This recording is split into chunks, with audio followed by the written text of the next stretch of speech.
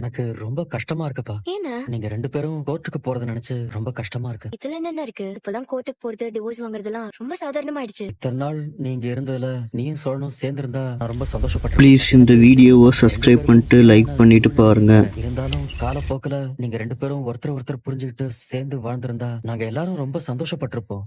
நிலா, நீ என்ன தப்பா நினைச்சிராத. இது என்னோட ஆசை. என் தம்பிக்கு உன்ன மாதிரி ஒரு நல்ல பொண்ணு மனைவியா வரணும். நீங்க 2 பேரும் சேர்ந்து சந்தோஷமா வாழணும்பா. அதுக்கு வாய்ப்பு இருந்தா இல்லண்ணா, அது செட் ஆகாது. எனக்கு சோழன் மேல அப்படி ஒரு ஈர்ப்பே இல்ல. ஒரு நாள் கூட நான் அவரை அப்படி நினைச்சதும் கூட இல்ல. சோழனுக்கும் அப்படிதான். என் மேல பெரிய ஈர்ப்பு ப்ளீஸ் தான் இந்த இருக்கும். வீடியோவை சப்ஸ்கிரைப் பண்ணிட்டு லைக் பண்ணிட்டு பாருங்க. கட்டாய கல்யாணமோ அவருக்குமே இது கட்டாய கல்யாணம் தான். எனக்கு உதவி பண்ணதான் அவர் இந்த கல்யாணமே பண்ணிக்கிட்டாரு. அதுல இருந்து அவரை வெளில கொண்டு வர வேணாமா? இல்ல நிலா, நான் என்ன சொல்ல வரேன்னா அண்ணா ப்ளீஸ், சோழனுக்கு ஒரு நல்ல பொண்ணு கிடைக்கும். விலகுனா தானே நடக்கும். நிலா, அண்ணா என்ன நம்புங்கண்ணே. நான் தான் சொல்றேன்ல, இந்த கேஸ் சீக்கிரமா முடியணும்னு வேண்டிக்கோங்கண்ணே. இங்க பாருமா, கல்யாணங்கிறது சாதாரண விஷயம் இல்ல. இடிச்சு கல்யாணம் பண்ணிட்டு இப்படி 4 மாசத்துல டிவோர்ஸ் பண்றேன்னு சொல்றதெல்லாம் ஏத்துக்கிற மாதிரி ப்ளீஸ் இந்த வீடியோவை சப்ஸ்கிரைப் பண்ணிட்டு லைக் பண்ணிட்டு பாருங்க.